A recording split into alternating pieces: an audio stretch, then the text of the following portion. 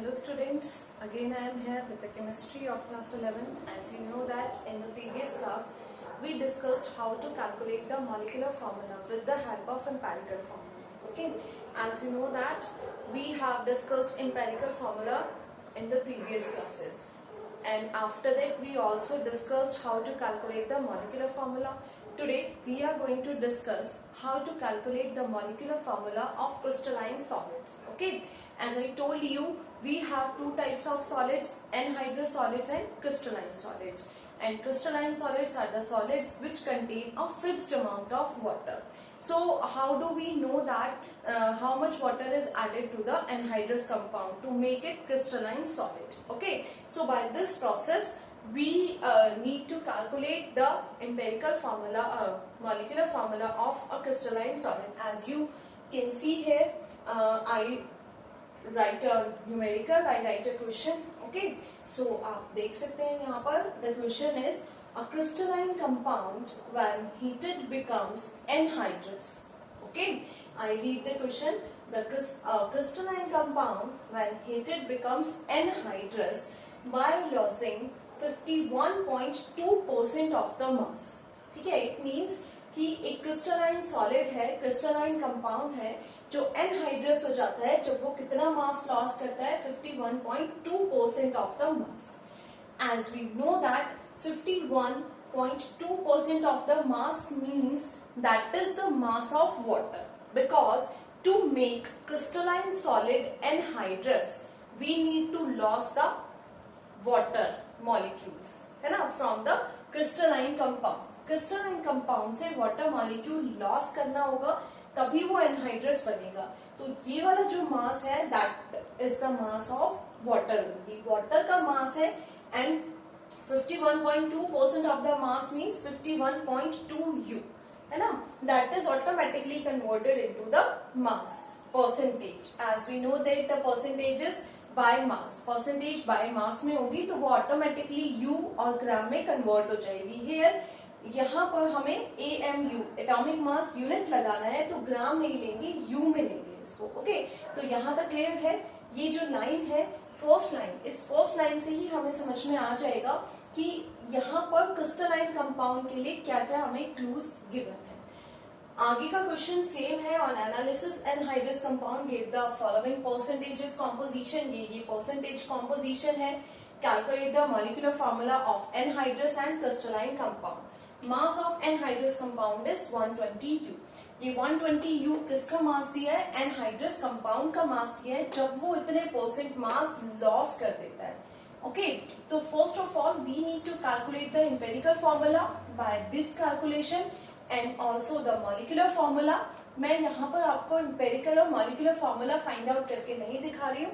आप चाहें तो क्वेश्चन नोट डाउन कर सकते हैं. एम्पिरिकल फॉर्मूला और मॉलिक्यूलर फॉर्मूला कैलकुलेट कीजिए. मॉलिक्यूलर फॉर्मूला आएगा MgSO4, मैग्नीशियम सल्फेट. MgS और O की परसेंटेज कॉम्पोजिशन गिवन है. First of all empirical formula find out कीजिए. एम्पिरिकल फॉर्मूला के बाद molecular formula is equals to N into empirical formula से हम मॉलिक्यूलर फॉर्मूला कैलकुलेट कर लेंगे, है ना, as we know that. So this is the molecular formula of anhydrous compound.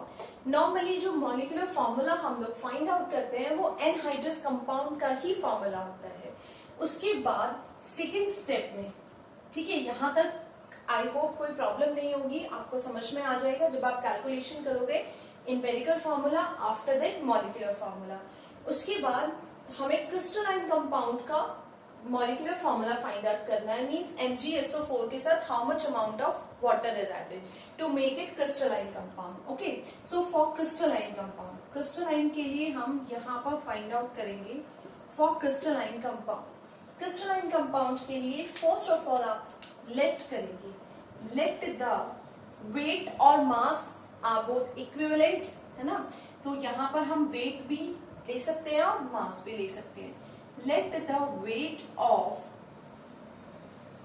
hydrated compound, hydrated or crystalline, ठीक है, hydrated और crystalline. Hydrated means जब उसके साथ water molecules add थे, as you know that crystalline compound का other name hydrated compounds भी होता है. क्रिस्टलाइन को हम हाइड्रेटेड भी बोल सकते हैं. हमने 100U एज्यूम कर दिया. Okay, 100U is the weight of hydrated compound. जो भी कंपाउंड है हाइड्रेटेड कंपाउंड का वेट 100U है. The weight of water, water का वेट कौन सा है? जितने परसेंट उसने लॉस किया था. ऑलवेज रिमेंबर, लॉस वाला जो भी मास होगा या वेट होगा वो वाटर के लिए होगा, बिकॉज हाइड्रेटेड और एनहाइड्रस में सिर्फ वाटर मॉलिक्यूल्स का ही डिफरेंस होता है. वाटर मॉलिक्यूल लॉस कर देगा तो एनहाइड्रस बन जाएगा, वाटर मॉलिक्यूल्स ऐड होंगे तो क्रिस्टलाइन और हाइड्रेटेड बन जाएगा. ओके, तो कितना है? 51.2U. और ये आपको परसेंटेज की फॉर्म में ऑलवेज क्वेश्चन में गिवन होगा.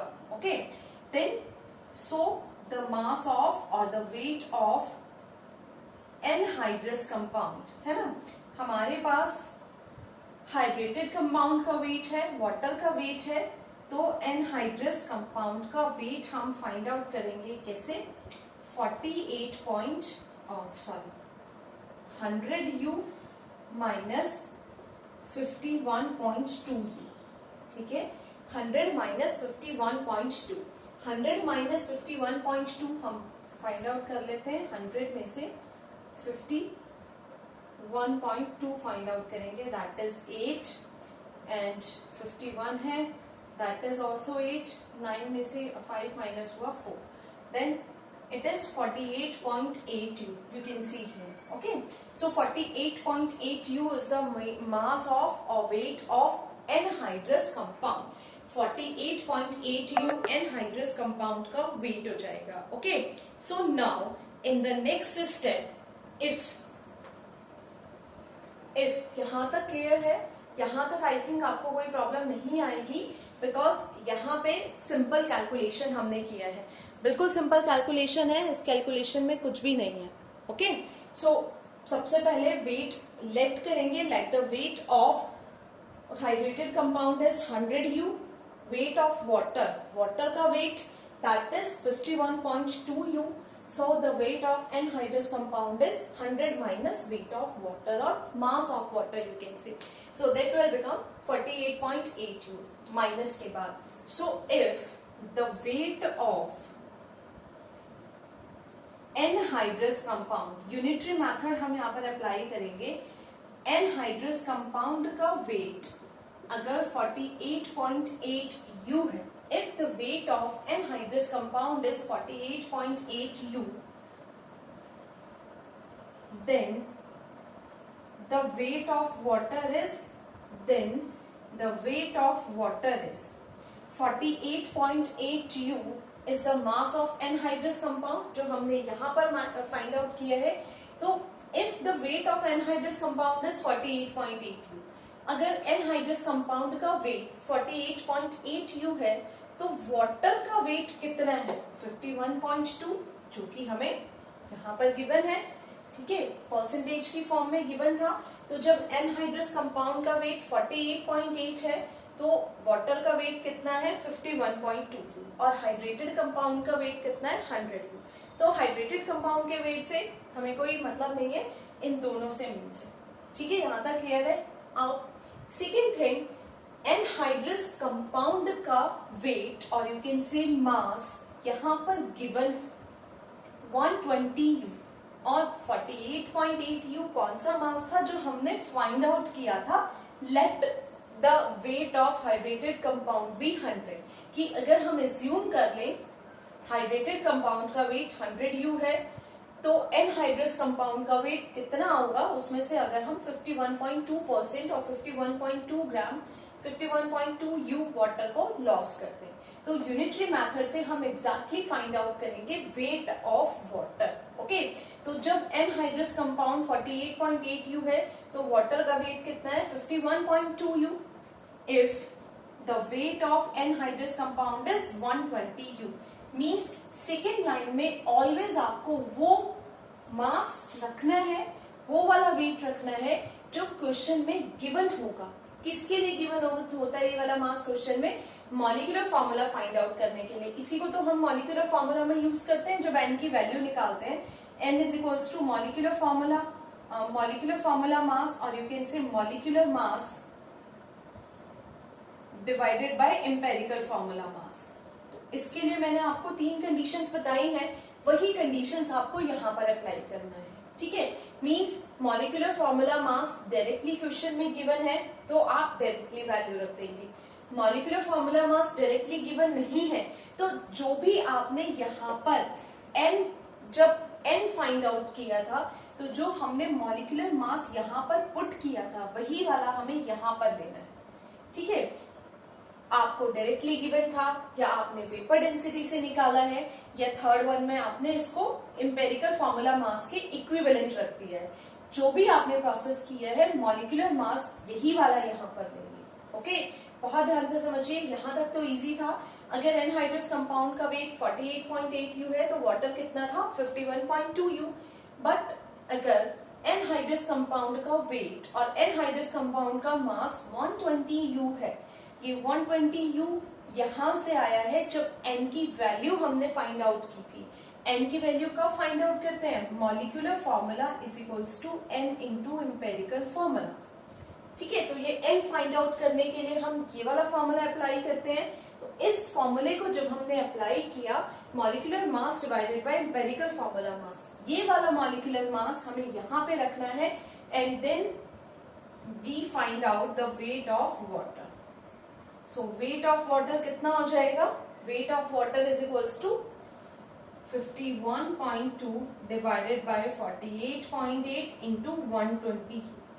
जब आप इसको कैलकुलेट करोगे, इस वैल्यू को जब आप कैलकुलेट करोगे तो ये आपका 125.9 U आएगा अप्रोक्सीमेट, ओके। ये आंसर क्या आएगा? 125.9 U। तो exactly after this calculation water का जो वेट था वो कितना था? 125.9 U, ओके। कब था? जब 120 U किसका मास था? एनहाइड्रस कंपाउंड का, ठीक है। तो हमारे पास वाटर के 2 वेट है। फर्स्ट वेट तो 51.2 गिवन था कि 100 ग्राम या 100 U अगर हाइड्रेटेड कंपाउंड है उसमें से कितना वाटर लॉस्ट हुआ? 51.2। तो एनहाइड्रस कंपाउंड कितना बचा? 48.8 U। अब अगर एनहाइड्रस कंपाउंड 48.8 U है तो कितना वाटर है? 51.2 U, है ना। बट अगर एनहाइड्रस कंपाउंड 120 U हो जाए तो कितना वाटर होगा? That is 125.9 U, okay. ये किसकी अमाउंट है, किसका वेट है, किसका मास है? That is the mass of water. So basically at last the formula of finding the number of water molecules, formula is number of water molecules is equals to weight of water divided by, that is weight of water divided by molar mass of water or molecular mass of water। तो ये जो इतनी लंबी calculation की है हमने, ये wait of water find out करने के लिए किया है, ठीक है। बिकॉज क्रिस्टलाइन कंपाउंड बनने के लिए कितने नंबर ऑफ वाटर ऐड करेंगे, कितने वाटर मॉलिक्यूल्स ऐड करेंगे, वो इस फॉर्मूले से आएगा। Number of water molecules is equals to weight of water divided by molecular weight of water और मॉलिक्यूलर मास ऑफ वाटर, और you can say molar mass of water which is always 18 U, okay.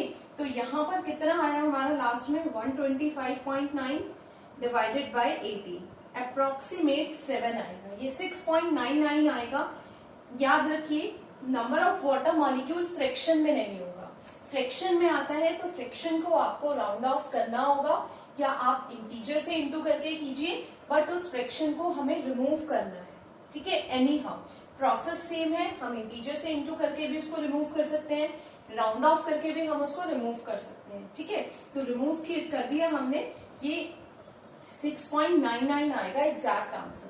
Approximate 7 ले लिया। So what is the formula of crystalline compound? That is MgSO4.7H2O, means magnesium sulfate is a crystalline solid when 7 molecules of water is added to this, ठीक है। ये crystalline solid है और you can से it become crystalline when 7H2O is added to magnesium sulfate. So this is the process by which we can calculate the molecular formula of crystalline compound also. ठीक है, let us take a short recall.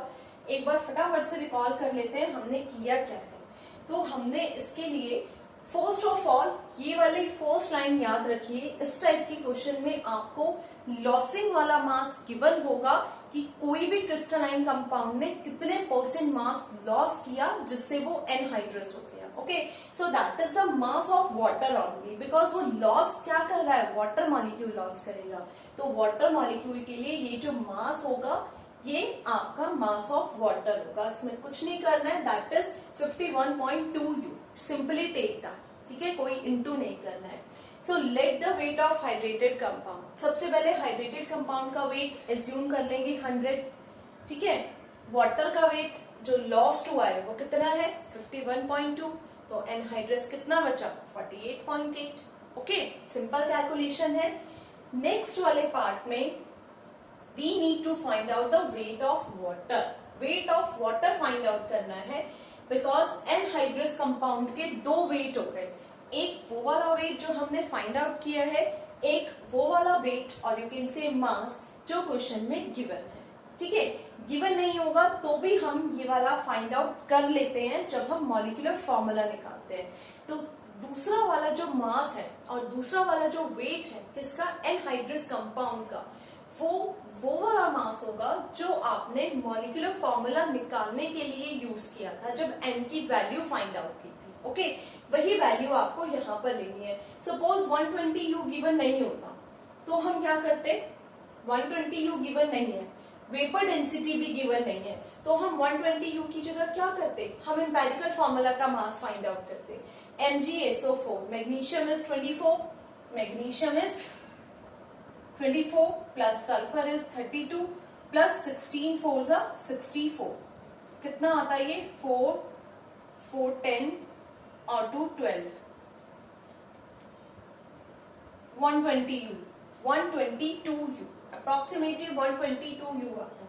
ठीक है, तो हम फिर कौन सी value लेते, ये वो वाली वैल्यू लेते 122 U जो इसका मास कैलकुलेट करने पर आती है. ठीक है, तो याद रखिए यही चीज यहाँ पे इंपॉर्टेंट है जिसको हम मिस कर सकते हैं या यही चीज गलत हो सकती है. बाकी यहाँ तक सिंपल कैलकुलेशन है. तो 120 U क्वेश्चन में गिवन था, वेट फाइंड आउट कर लिया हमने वाटर का. Then apply the simple formula, number of water molecules is equals to weight of water divided by the molar mass of water. Weight of water इस calculation से मिला हमें. Molar mass of water हमने पता है 18 होता है वाटर का, तो आप इसको फ्रैक्शन में नहीं लेंगे. यहां तक फ्रैक्शन में आया कोई बात नहीं, लास्ट में जब निकालेंगे तो आप उसको राउंड ऑफ कर लेंगे फ्रैक्शन में. Okay, so this is the method by which we can easily calculate the molecular formula of the crystalline compound. ठीक है, क्रिस्टलाइन कंपाउंड का फाइंड आउट करने के लिए हमें मॉलिक्यूलर फॉर्मूला के बाद क्या फाइंड आउट करना है, नंबर ऑफ वाटर मॉलिक्यूल्स, कितने वाटर इसके साथ ऐड है, जो कि एक फिक्स्ड अमाउंट है. ओके, सो इसको पढ़िए. नेक्स्ट टॉपिक हमारा स्टोइकियोमेट्री रिएक्शंस है. स्टोइकियोमेट्री रिएक्शंस बहुत ज्यादा इंपॉर्टेंट है कॉम्पिटिटिव लेवल में भी, आपके 11th के लिए भी. और स्टोइकियोमेट्री बहुत इंपॉर्टेंट टॉपिक है जो आगे भी चैप्टर्स में इंटरकनेक्टेड होगा, वापस से रिपीट होगा. ओके, सो टिल देन आप उसको स्टडी कीजिए, उसको पढ़िए, समझने के लिए ट्राई कीजिए और क्वेश्चंस की प्रैक्टिस कीजिए. Okay, good bye.